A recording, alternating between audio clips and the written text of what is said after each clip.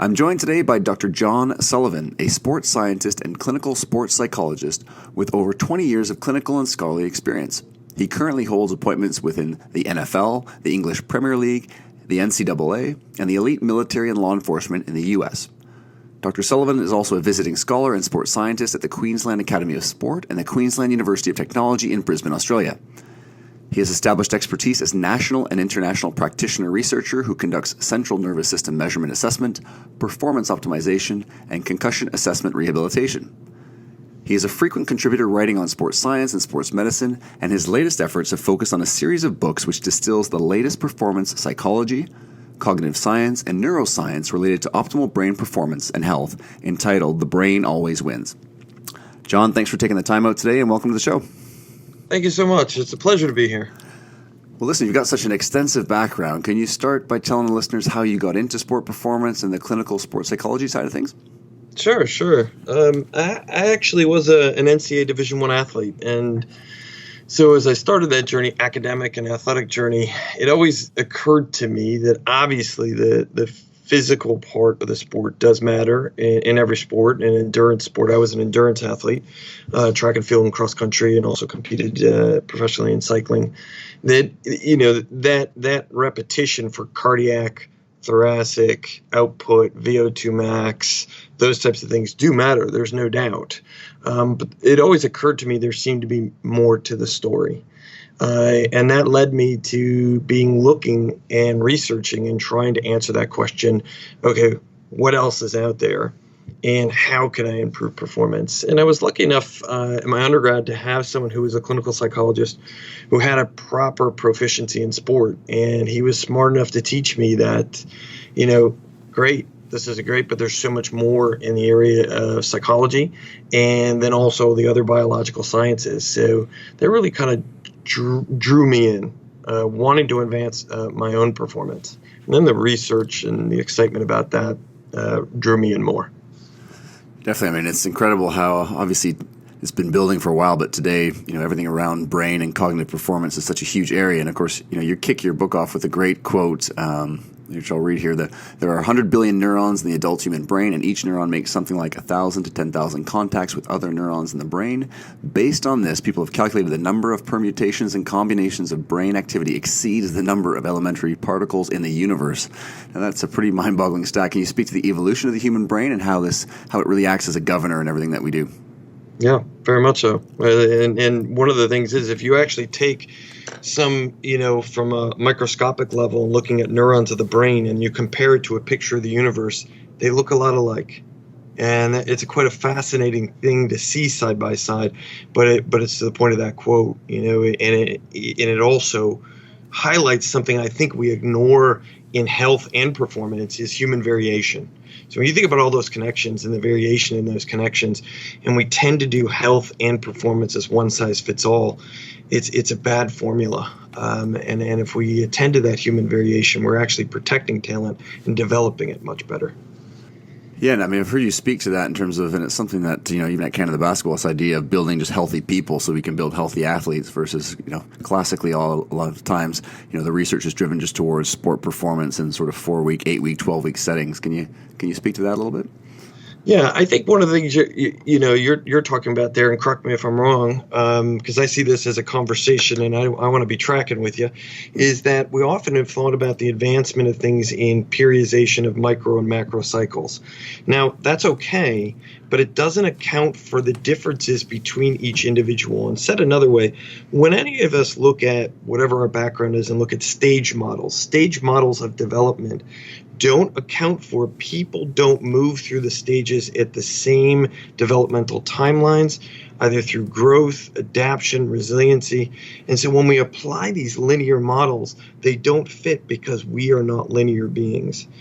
I'm breathing right now. Hopefully you are too. Hopefully our listeners are. That's an oscillation. So when we inhale, that's stress, and when we exhale, that's relaxation. And that oscillation accounts for, in a lot of ways, all that variation.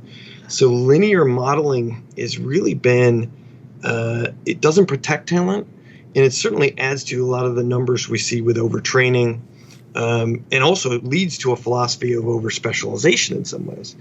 So we have to start to kind of roll back a little bit and understand, the brain and how complex it is.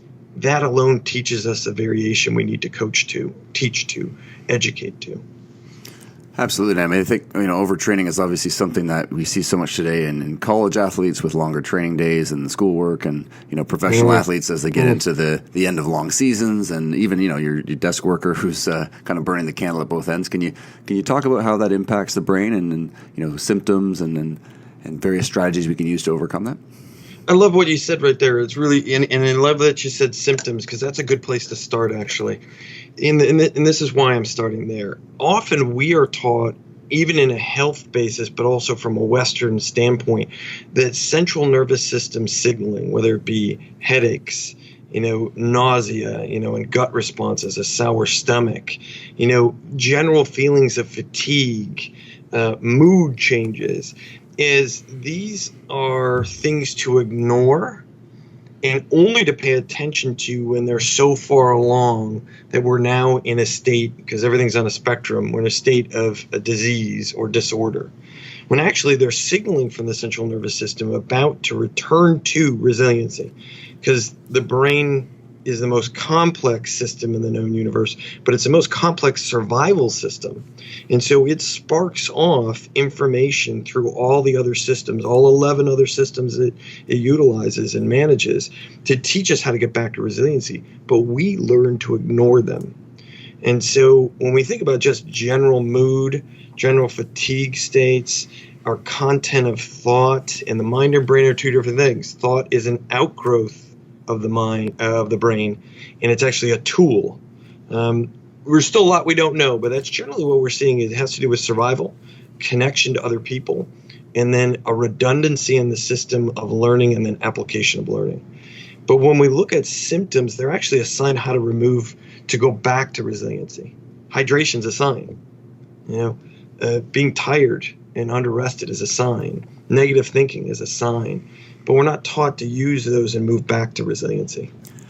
And I suppose that gets to the art of coaching, or even in medicine, when pushing athletes towards that edge and getting into that sort of overreaching without pushing them over the edge into overtraining. So are there certain cues or certain collection of patterns of symptoms that for yourself would be something that coaches or docs working for teams can start to really use as that metric to see when athletes are really pushing things too hard? Let's go with the three that we're all born with, and we only learn really kind of two. Let's go with some of the strongest survival mechanisms that we have that spark off, and that would be fight or flight. And then we'll talk about the third that no one ever really kind of learns, but is really essential. So if we go fight or flight, anxiety in any pattern, whether we talk about an educational environment, a sport environment, a business environment, a health environment, we have to pay attention to that. That's a quick cue, because it reduces so much of our brain's capacity to take information, see pattern recognition, and then learn. So if we're identifying for coaches are identifying anxiety. If we go old school, they would say, we want to flood them. We want to overwhelm them. But the problem is now you extend out that learning, but you also have a chance of injury because of a fear response impact of other areas like motor coordination, strength and power output, pattern recognition. So you may be sending someone back into a situation that might be dangerous because they can't observe it properly and react properly. And then looking at what's the ultimate goal to improve resiliency. So just seeing someone anxious should be a cue that we have to adjust to the individual and find ways to reduce that anxiety so they can adapt. And that's just fundamental evolutionary, but we often ignore it. We see it as a weakness. Yep. We drive that person harder. And it's about managing that emotion, because for some reason the brain on the secondary processing sees a threat. The same thing is withdrawing. So the fight or flight, someone withdrawing and not leaning in, scaffolding the task so it seems more bite-sized and they can manage the emotion more evenly.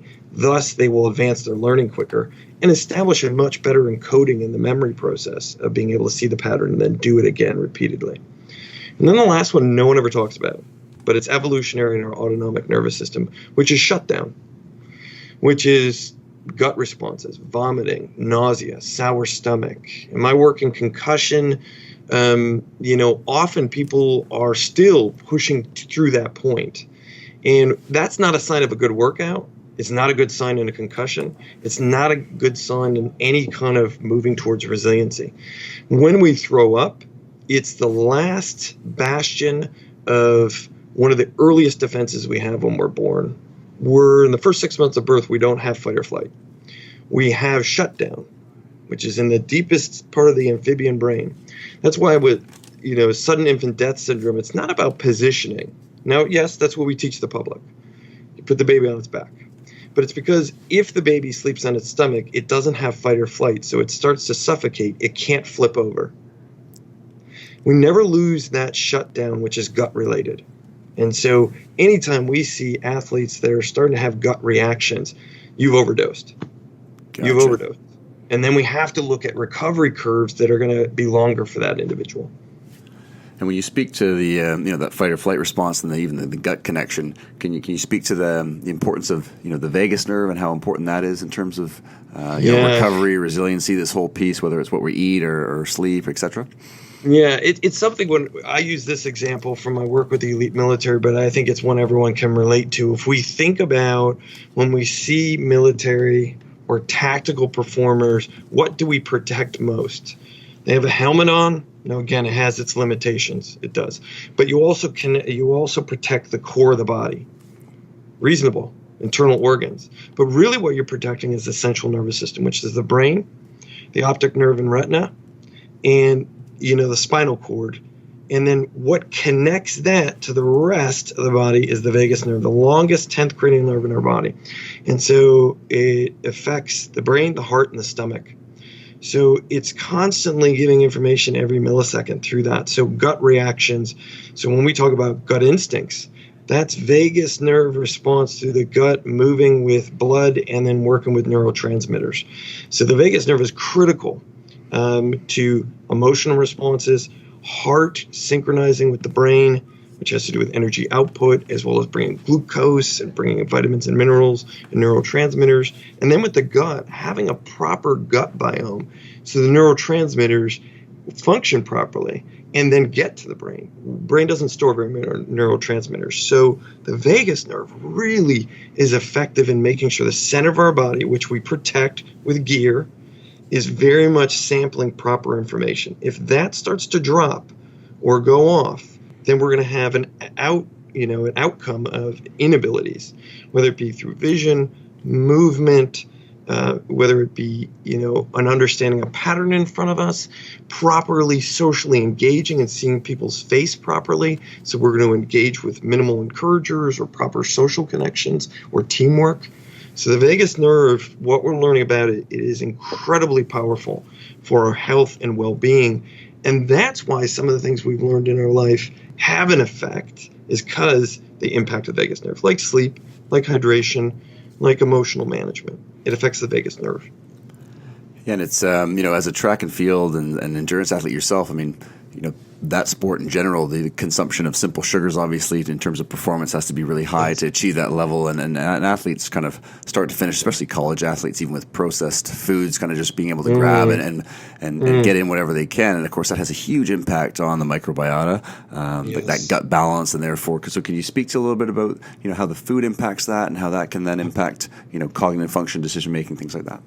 It's a great question, Mark, and I know that you have some background in this area as well, and your expertise with nutrition.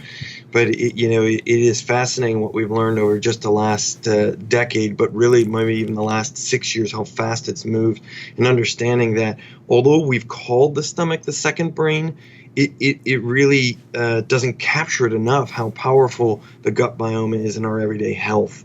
The million of bacteria in there that are helping to achieve balance through neurotransmitters. And what I would say about it is roll back, and you made a great comment about processed foods. So through evolution, when we look at evolutionary biology, we didn't eat for taste. We didn't eat for enjoyment. We didn't eat for ambiance. And we didn't eat for, appearance, how it looked on the plate. We ate for food churning into neurotransmitters. Another reason why we have that vomit response is not only to protect the central nervous system, it was helping to identify foods that had a positive response and produced neurotransmitters. But we've never lost that. And going back to your point about processed foods, what we're seeing from the literature is processed foods are downgrading that neural signaling that the brain needs for essential functioning. And then if we look for essential functioning or baseline functioning for high performance. And so processed foods tend to disrupt the gut biome from its natural process of producing serotonin, norepinephrine, dopamine. In fact, serotonin is really essential throughout our whole lifetime, and it's one of the neurotransmitters we can't make internally. We have to ingest food that's a precursor, tryptophan, like in turkey, in bananas. And then we process it and turn that into serotonin.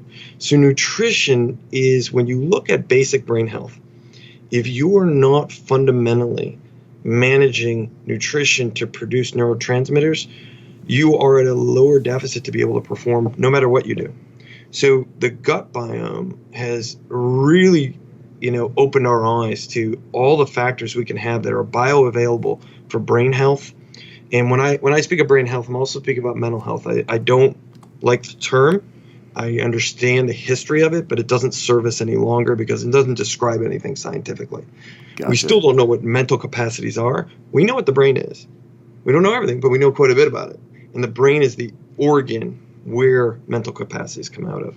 Because the gut biome, literally, there's been 3 studies now of a review of medical textbooks, nutritional textbooks, exercise physiology textbooks, and even psychology textbooks are going to have to be rewritten because the gut biome and what we've discovered in the last 6 to 8 years. It's really changed people's mind about lifestyle being the largest lever for health and performance. 100%. I mean, it is amazing how, even now we know blood sugar response is majorly determined by gut microbiota, which then impacts, down the road, insulin function, brain function, all these things. And I love the fact that, lifestyle medicine really has the biggest lever, which is obviously something that oftentimes in clinical practice, you sort of boots on the ground, we tend to ignore. And even in high performance sport, it seems to be sometimes that low hanging fruit is not always maximized. So can you speak to, let's go to sleep here as kind of a, you mentioned that as the number one performance enhancer. Can you talk about how that impacts the brain and our biological drive to sleep or nap? Yeah. And again, it's another area that it's not new for research. Now, the gut biome relatively isn't either. It's more of some of the literature and then the technology to be able to evaluate. Sleep's kind of in that same realm. Probably the one area that's done the most amount of sleep is in industry and shift work and then the military. And then probably the third category is medicine, although I think they've done a lot due to their similar environment to sport. There's hazing. And so they've been slow to go, well, a doctor not slept in 32 hours, that's okay. But industry really has looked at this in the military. But where we've gotten much better is the technology to evaluate. And the University of Rochester really did a groundbreaking study probably about 6 years ago in discovering that the brain cleans itself. So sleep becomes the number one performance enhancer because it has its own lymphatic system. And what they discovered is the top-down that, like you said, some of these things don't get referenced. We know that we're a top-down system. But what they discovered was the brain detoxifies its sleep in a deep sleep. But then every other system does. So it's timed. And thus, if you sacrifice sleep, other systems, including the brain, are not repairing. And our neuroplasticity, our ability to regenerate neurons throughout our lifetime and then repair the other systems, is critical to resiliency, which is a neurophysiological term of that you are maintaining a level of readiness through sleep, hydration, and eating, which then can be objectively measured. And so sleep, bar none, because you can go longer without food and water than you can without sleep. The range is about 32 to 72 hours about the vulnerability to death. And so if you think about that, and that goes down to the individual. So if someone's health is not very good, it could be 32 hours. Mostly it's more towards 72. Yeah, that's incredible. Yeah. So what happens there? Let's go back to the vagus nerve. So if there isn't repairing, and the vagus nerve can't carry communication through the center of the body, the brain, heart, the stomach, things start to shut down. And as they start to shut down, then we start seeing just protecting of the central nervous system, brain, spinal cord, retina. So the signaling just stops. And we all know this. We've all been, underslept and attempted to go do something, made major errors, have been behind the wheel of the car and got drowsy. One of the greatest risks is actually more injuries to that than drinking and driving, although both are threatening. It's more to drowsiness behind the wheel. And think about the damage we can do to ourselves and others. But our population is some of the worst sleeping in sport, but in general Western. It's about 5 hours. Now, cultures across the world are a little bit more, but most Western cultures are pretty bad. They're not in the healthy range of 7 to 10. So when you think about regeneration leading to resiliency, sleep has to happen consistently. It doesn't have to be perfect. But one of the things that happens over time if we don't sleep is we have endocrine function disruption. We certainly have gut dysfunction, which then we're not producing neurotransmitters. But then the brain will start to shrink. And it can shrink up to 15%. Now, it will come back because we have neuroplasticity, but that takes a while. So you think about how, that makes us so much less resilient to the demands. 100%. I mean, I was recently talking to the guys down at Altus Performance, and they were mentioning how, 70 hours a week is what they're shooting for their elite athletes, which is, as you mentioned, like that 7, 8, 9 hours a night with maybe a nap for an hour and a half to 2 hours. But we see in college athletes, less than 6 hours is kind of the average. And even with the professional athletes with all the travel and circadian changes and whatnot, can you speak to a little bit of what you've sort of touched on here, how that impacts in terms of performance on the learning, memory, decision-making, those aspects? Sure. There's research. I'll go right to something that's going on right now. So there's been good research that's been done at times in the NBA and NHL. So in the NHL, with speeds of the game at 35 miles per hour, a skating speed or higher, puck speed of 50 up to 100, there is a difference. They've seen a noticeable difference between someone who sleeps 7 hours, which is in a healthy range, and sleeps 10 in reaction time, decision making, movement, and then obviously endurance and speed. And so when you can see just banking sleep or advancing sleep closer to practice time and game time, where you extend your sleep out, that's competitive advantage. We've seen Vancouver Canucks were the first, to really adopt, let's look at this. Our closest competitors, a 2.5-hour flight. When we have to compete, we sometimes have to fly through 3 time zones. What do they discover from that? By just monitoring sleep and working on a behavioral program of sleep hygiene. Because again, you can monitor it all you want. Monitoring should lead to information for the system to assist the athletes to change behavior and advance health. Measuring for measurement's sake doesn't do anyone any good. And in fact, it just makes more work and probably some bad karma at that. For sure. Do you have any preferred tools for if we do talk about sort of measurement and in that sense of, whether it's heart rate variability or omega wave or even just resting heart rate? Are there certain things that, whether from a basic standpoint or a more involved can give us a snapshot of that central nervous system recovery? Sure. You can speak about it in a couple different ways, and you mentioned some devices. So I'll try to give a value point at a number of different levels because not everyone has high resources. So you want to be able to work with something that can give you some validity, but it's got some error variance all the way to things that are really going to have very little error variance and high validity. So let's look at just monitoring sleep. Just asking people about it from a subjective standpoint has a good amount of error. However, if it's followed up with a program in which you're educating about sleep, then it has much more value and becomes much more valuable. Measurement should be an intervention that leads to another intervention, a more informed one. So there's nothing wrong with using subjective stuff that you can find off of either paper and pencil, or if you're using data aggregators like MetroFit or CoachMe Plus or Kinduct or SMG, they all can send that stuff to people's smartphones. That will certainly allow you a glimpse into it, but it's got to be followed up with education because you got to change the behavior or reinforce the behavior, reinforce strengths. Then we move on to a group that has gotten much smaller in price, but it's wrist-worn actiograph, human motion type of measurement. There is error in that still. However, because you could lay there still and stare at the ceiling, and it's going to say you slept wonderfully the next morning. Gotcha. So it has some error, but over time with data, it helps out, but it leads to more questions by the provider to enhance the behavioral changes that have to be made to enhance sleep. So again, a little bit more better validity, a little deeper dive, but it leads to being built into a program. Programs change behavior, not tools. They just inform both the athlete and the provider. Then really the gold standard is EEG mixed with respiration. And one of the companies that produces one of the best is Advanced Brain Monitoring. I've used their devices for years.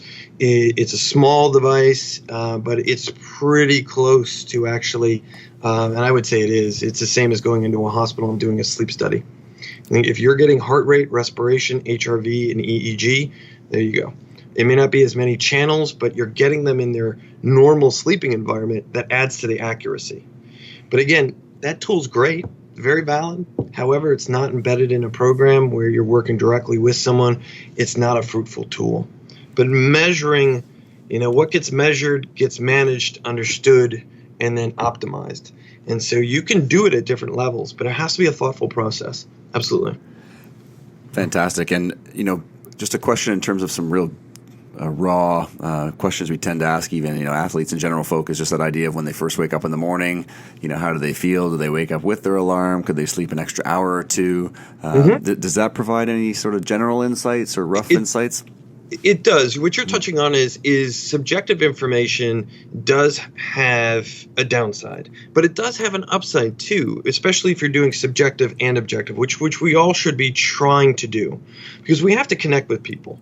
And connecting with that person and letting them be heard motivates them along the chain of also that behavior change. All right, you're showing a concern, they're giving input, they're showing purpose, you're showing purpose, so it leads to the down the road.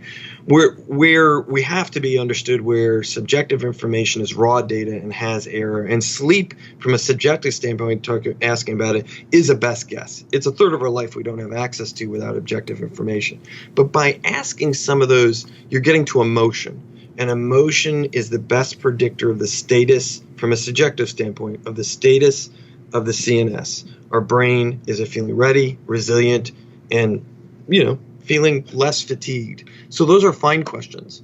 I think the other questions you want to go to, and there's standardized measures out there that practitioners can use, looking at a drowsiness scale.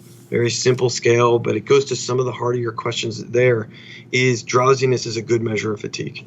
And that is a subjective thing, but matched with objective, it's a great connecting point. It also gets them thinking about this is biofeedback from my brain giving me a signal that I need to go through my choice points to get more resilient. Other measures will look at context. You got to look at the environment. Is it too hot? Is it too cold? Timing of sleep, the number of awakenings. So there are standardized measures out there that are free to the public that have reliability and validity. But I think it always has to be embedded in a program. Otherwise, we're creating more work. And then we're creating sometimes distrust in the people that we're working with, because we didn't answer the question why. Yep. Whys matter, especially an informed public or a misinformed public. We know there's a lot of noise on the internet, ton of it. Oh God, yeah. I mean, our athletes are coming with information. Some of it's good, some of it's bad, or anyone we're working with. And so our job is to, as practitioners, is to help them become more literate about what they're looking at, and let them dive deeper and come back with questions. But to help them focus where the information is solid. There's so much misinformation. It really is. Absolutely. I totally agree there. And something that you've mentioned here a few times is obviously emotions and how important that is in cognitive function. And in your book, you talk about how the emotional brain responds more quickly than the cognitive. Can you touch on that and the implications there for brain performance? Yeah, it's keenly important to performance. And one of the things I think we do in performance environments, and this leads back to the illusions and of toughness, mental toughness and grit. They're not scientifically valid. They're complete illusions because they don't take into account the very question you asked me, neurophysiology. We are wired to survive. It gets no tougher than that. It gets no grittier than that. And where emotions play in this is the evolution of our brain. So we were wired to survive, and our first major survival tool is emotions. It gives us signals about our environment and contextually information that we're taking in and patterns we're taking in on a secondary level of the brain. So it's not conscious. The emotions are bringing it to our consciousness. So when we see threats, or we see positive things, or we see things that are wonderful to engage in, we're seeing a pattern there, and emotions are cueing us in about what to do or how to engage. And that's throughout evolution, and that we're still that way. So we are a limbic system driven brain, feel first, then think, goes to the limbic system, amygdala, then it goes to the prefrontal cortex right behind our forehead where we think and process and go through choices. And then it goes to higher functions on the brain, leading to maybe motor coordination or movement, or addressing our attention sequences. But emotions really, really run the show in sport and life. And that's why they're such strong indicators on a subjective level. And then when you add objective measurement, we can really kind of understand a person's resiliency. They're so predominant in our day. We experience hundreds of emotions a day. But here's where the rubber meets the road. In our culture, when they talk about sport, which is just a microculture, a cosm of our smaller culture, we're taught to ignore emotions. So we're taught to ignore our resiliency and our health.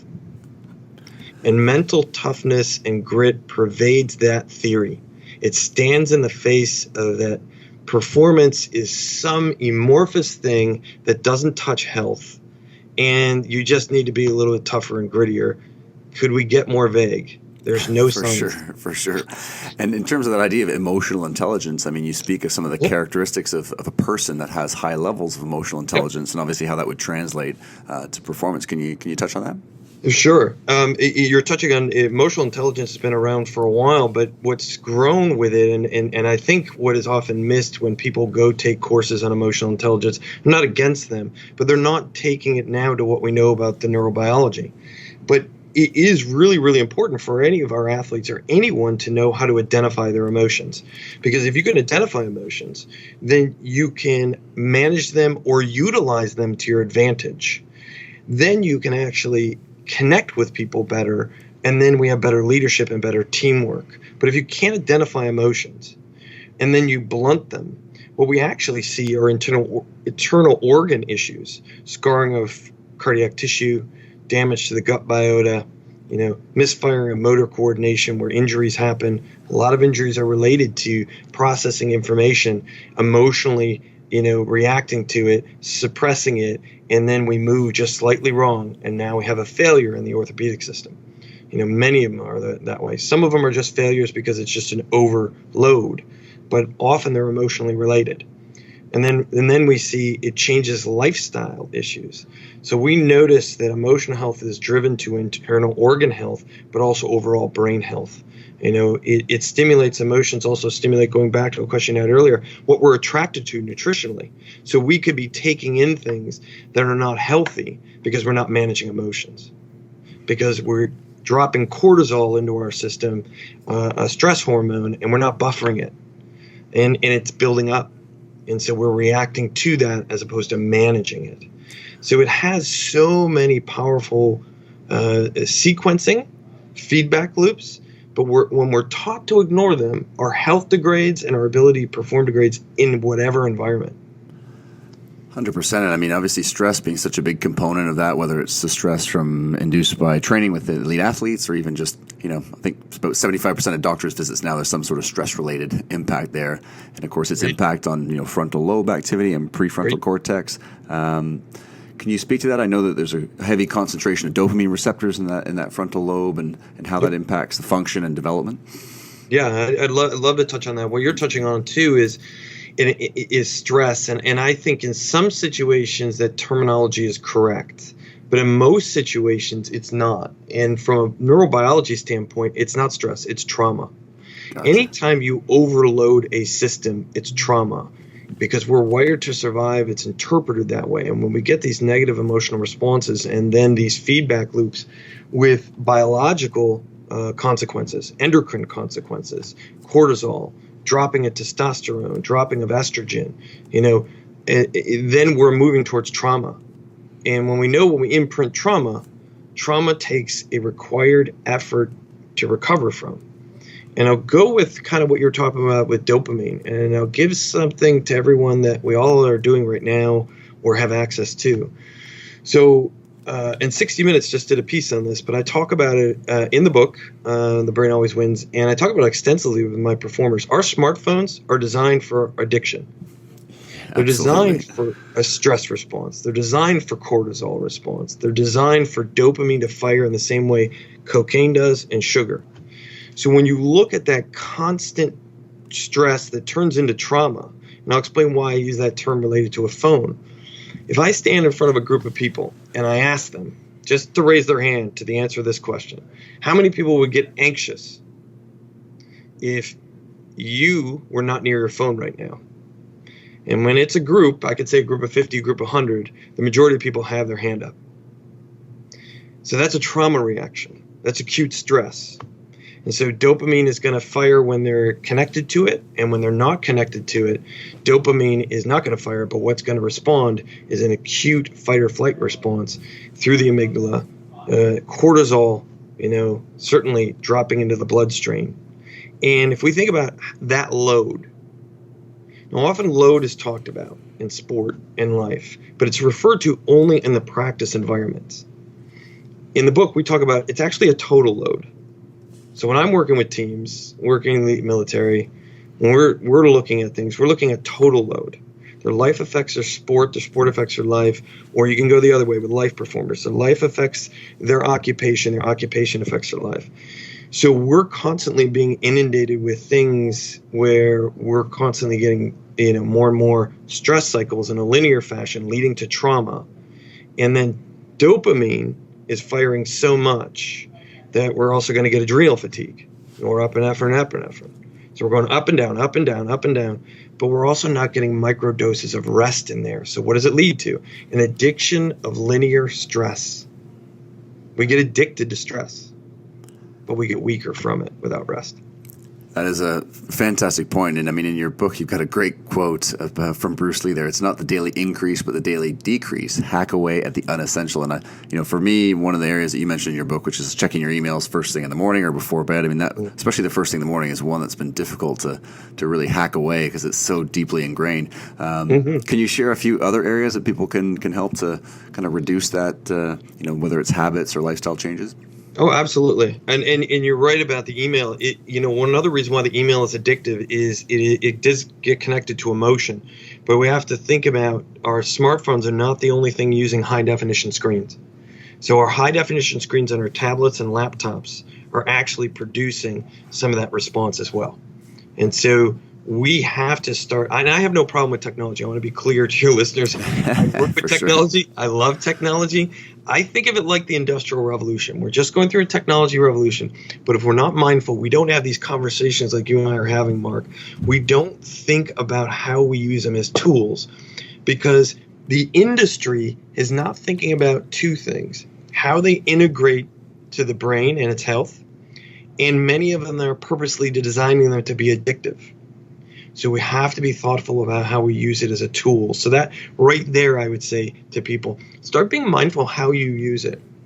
Because the research would show that people go to their email and their smartphone every 15 minutes, even without notification. Wow. I can compare those patterns to addiction with heroin, with cocaine, with alcohol. Not necessarily use. Now remember, everything is a chain of events neurologically. So when you look at patterns with alcohol and other forms of addiction, it's not necessarily the use that produces the addiction effect. It's the chain of events. It's thinking about it. It's thinking about where you're going to get it, how you're going to use it. And so it's a chain of neurological events. And so we have to start thinking about, how do I use these tools? And I might use them to my advantage. So to your heart of your question, efficiency. How do I become more efficient? Because my brain only produces 15 to 20 watts of energy, and it's really selfish with it. If I waste it, then I'm becoming less resilient and ready. The other thing I would say is absolutely trying to figure out where you have take micro breaks in the day. And that's working off a theory that we don't use in sport, hormesis. So hormesis has been around in a long time. And, for political and monetary reasons, much of the medical science, and especially in pharmacology, uses dose curves that are linear. But again, let's go back to our early conversation. We're not linear beings. Yep. Hormesis takes that into account. And what it takes into account is basically its theory is if you dose smaller, the effect grows larger. So we don't overdo it. We don't overtrain. So the effect of taking microdosing breaks over time builds a bigger effect, and it also works with human motivation. If I tell someone, okay, I want you to take a break for 30 minutes and do whatever. I could say meditate. I could say do some muscle relaxation. I could say go for a walk. That's, from a human motivation standpoint, that's a big ask. But if you engage them in choice and you make the choice smaller and you hormetically dose it, the effect gets larger, and so does the motivation, intrinsic motivation to continue to do it. Because it's a felt emotional experience too, and it's a choice. So I would say taking micro breaks and do whatever you want to do. Make the choice as long as it gives you energy back. 10-minute breaks, we've looked at that research, in the military and NASA and industry. It does have an effect on alertness, on mood, and then that just overall feeling of ready for my next part of my day or my next task. So it does have a positive effect. So in that, and in workplace environments or in sport, we do a lot of linear stress. Work. I'll give you an example. So I'll use a physical example because everyone can relate to it, because everyone can relate to running. Even if you're not a runner, you've run to catch a train, you've run to catch a plane. For sure. Yeah, you've ran. So if I'm your coach, I'm going to really, really be a bad coach. So if I ask everyone to run 10 miles a day, and if you're a runner, run 20 for 14 days, and then I ask them how they're going to feel, most of them are going to feel pretty crappy, and they're going to hate me, which they should. If I ask them to do 2 weeks of training, and I want you to sit on the couch, watch really bad daytime TV that'll totally melt your brain, pick up, eating horrible foods, processed foods, and maybe smoking and drinking, how are you going to be on the 15th day? You're going to feel horrible. We have to dose in a way that becomes equivalent. So a little bit of effort out and a little bit of recovery.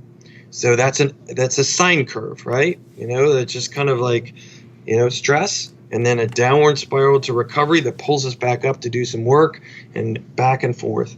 But we don't do that in our environments. It's all linear. So if we move away from linear just a little bit, we can become more resilient.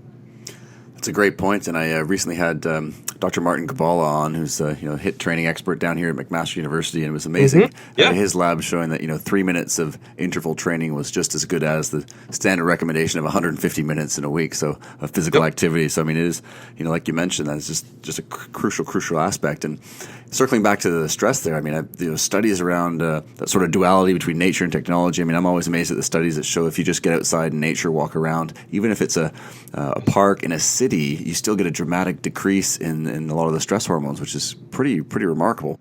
Yeah, and it's fantastic. And actually, what's amazing about that, we don't quite understand why that is, but there is, like you said, there has to be some connection, and I trust we will find it as we're continuing to map the brain. There's some connection of our connection to that. More than likely, it's a number of different factors. One, it can be grounding. It's connecting to nature. And we do ground from nature, evolutionary wise, we have. It's actually seeing a different context that is serene and relaxing. It's probably connecting with, most people have some sort of memories about nature that are positive, and it connects in there. But also the reduction of overall westernized noise. We forget that our environment affects us. And through the advent of technology and how things have gotten faster in our work environment, moving to an environment that's much slower, much quieter, is likely to have that effect. So it affects our vagus nerve, going back to something we talked about, that regulation of the whole center of the body through the 10th cranial nerve. Heart slows down, digestive function may, decrease or balance. And then brain function drops a bit by the visual systems and what information is coming in to bombard the brain, that information processing. So it's a fascinating thing, absolutely. What a simple technique. The other place you can take that farther is the same effect is gained, and I'll encourage people who work in cubicles to do this. Have a picture of somewhere in nature that you enjoy and like, either on your computer or just a photo of it, or draw one up on your computer and find one for 10 minutes. We see the same reaction. Just seeing nature gets the brain to calm. Wow. So there's a fascinating connection there. I'm excited as we kind of push that forward and see what are all the interconnections there. Yeah, that's just amazing. I mean, if we even dovetail that into what you talk about in your book, which is community, socialization. You have a great quote here about our social interactions play a crucial role in developing our sense of self, our overall life experience, and the outcome we create. We have what we might think of as a social brain. We are truly wired to connect. Can you speak to that a little more and this idea of community and how that impacts the brain? Yeah, I think it's a powerful thing we overlook. I think in sport, we don't overlook it when we talk about cohesion and teamwork, but I don't think we necessarily institute it well. We are wired to socially connect. Any of your listeners that have been around small children or have children of their own, just a mother or father with an infant gazing at a child, neural connections are happening. And it's happening on the emotional level of the brain, but also the connection of that, as you read the quote from the book, the connection of that child to the parent and the parent to the child. There is a self-other kind of connection that's happening there. Somewhat what we would call tribalism, teamwork. We're connected. The first way they do it is through scent. And then as the eyes form, it is through that visual feedback loop. But as we know, just that gaze creates that connection. And that early gaze has a lot to do with how that child will establish emotional management. Going back to evolutionary biology, it's our survival system. And if there isn't a good attachment and that gazing happening often, that actually will be deficits in the emotional management. The cool part is we have neuroplasticity. We just have to identify those areas of polish and develop them later through the long-term, development. But that gazing and that touch really, really matters. Some of the earliest research in psychology was really looking at this interpersonal neurobiology. They just didn't have the ability to do some of the deeper dives we do now. So some of the earliest work, and we talk about it, is work with rhesus monkeys. Monkeys and great apes, we share 95% of their genetic makeup.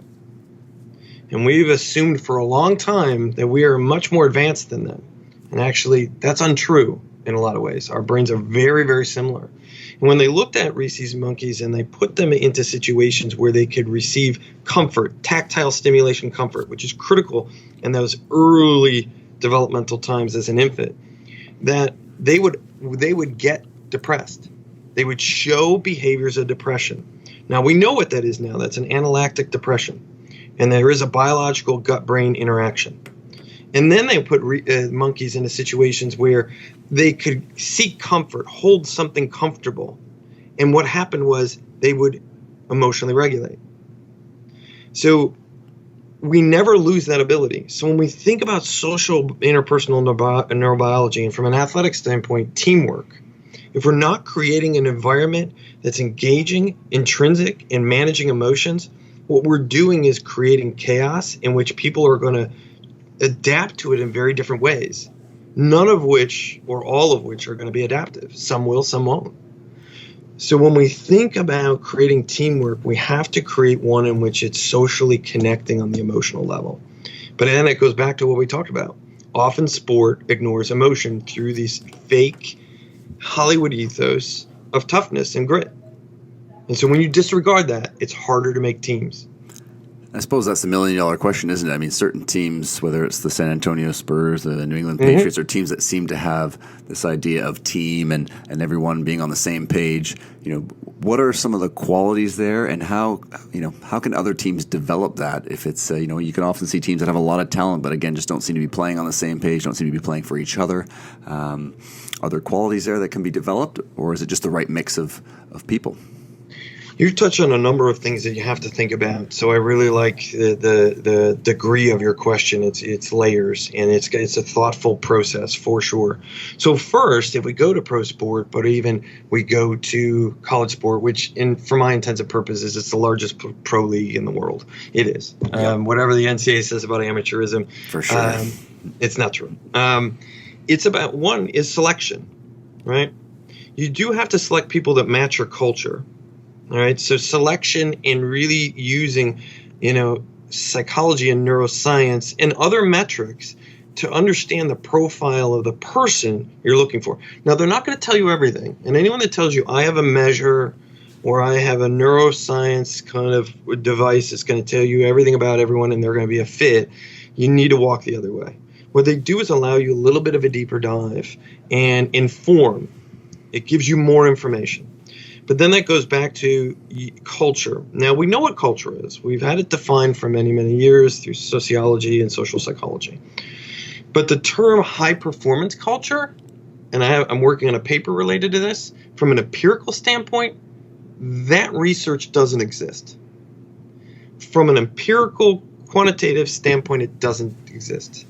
And there's only 2 studies currently out there that look at high-performance culture from a quantitative standpoint. So we really have to look at culture building from the literature from sociology and social psychology, norms, mores, these types of things. And so culture is based upon norms, which is based upon communication. So you have to decide who you are. And so buying a new T-shirt with a new slogan every year is not a culture. And so there has to be a thoughtful process. Then you evaluate. And then it goes to really we got to look at, are you trying to make a self-determined, motivating environment? And that goes to self-determination, motivation psychology, which goes with neurobiology. And so we really focus on carrot and stick way too much. It's a behavioral approach, but it actually loses its utility because we have emotions and we can think. So if you want to demotivate someone quickly, pay them for what they love to do. Gotcha.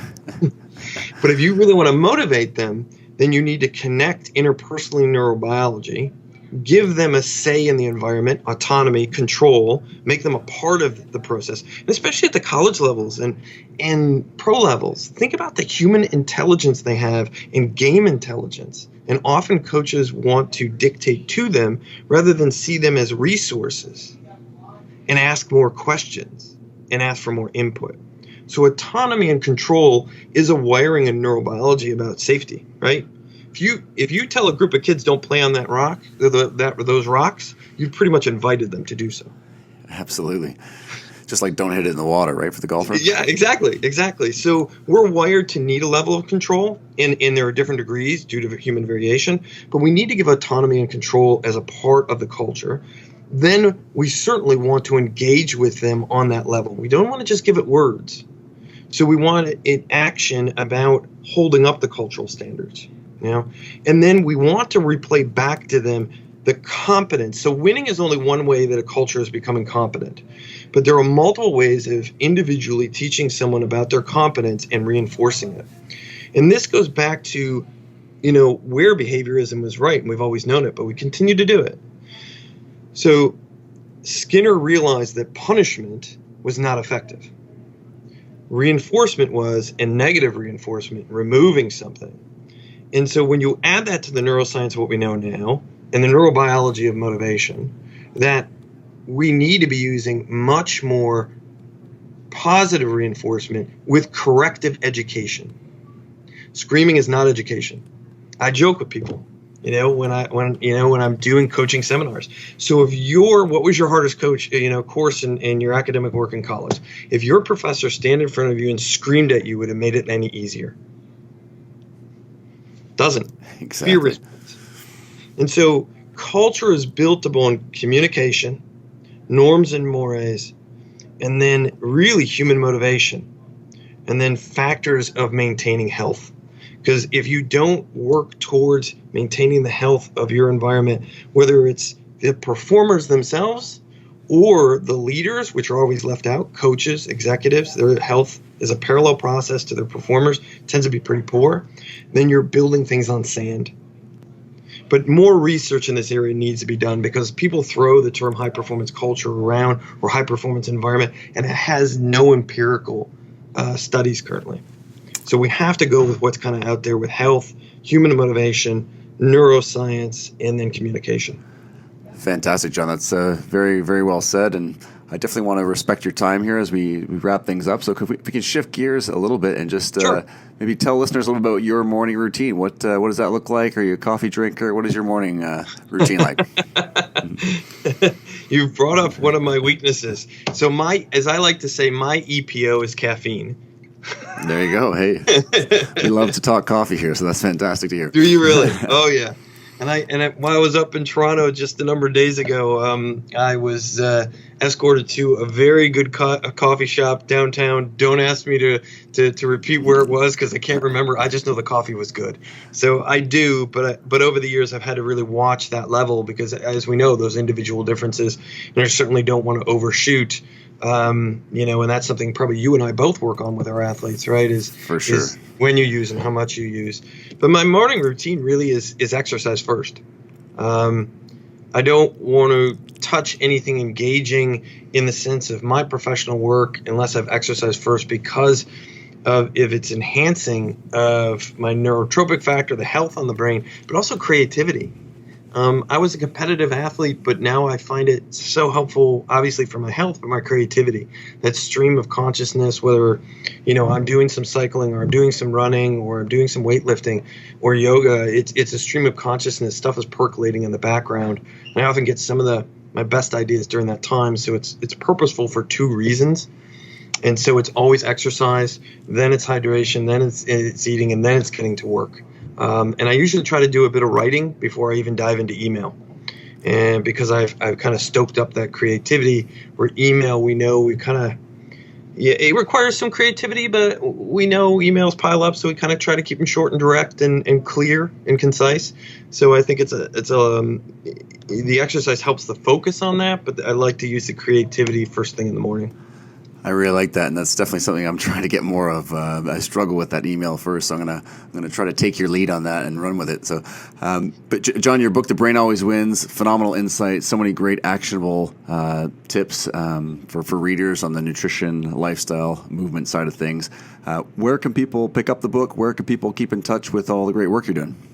I appreciate that, and I appreciate your acknowledgments about the book. They can get the book on Amazon directly, as well as on the website The Brain Always Wins. We are constantly posting things. One of the things that is we want to do about the book, Chris Parker and I, Chris is a professor at Nottingham Trent University in the UK.